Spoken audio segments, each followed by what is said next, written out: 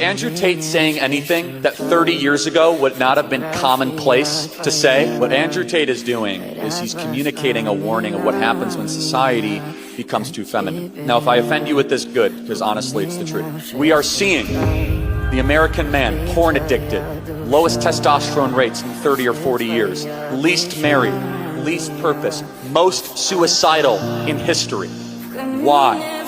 It's because our society is configured towards collapsing the American man. That's bad for men, it's bad for women, it's bad for our country. And that's, I think, one of the reasons why Andrew Tate has become so unbelievably successful, is he does it in an eloquent and charismatic way with a lot of wisdom. But honestly, you watched this video of Charlie Kirk talking about Andrew Tate and it stopped you in your tracks.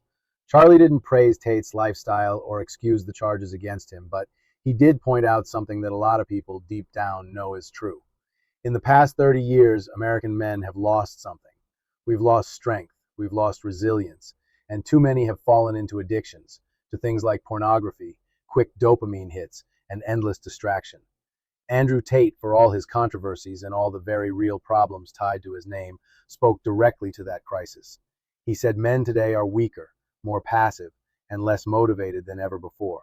And he blamed the way society is set up, a culture that punishes strong men, rewards mediocrity, and leaves both men and women worse off.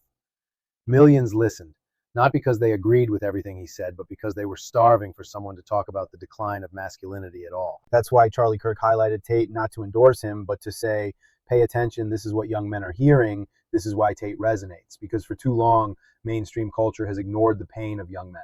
Ignored the fact that we're raising generations who don't know what it means to lead, to sacrifice, or to build.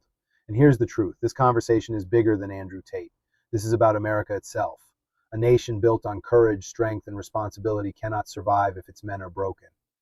Charlie Kirk understood that. That's why he spoke up.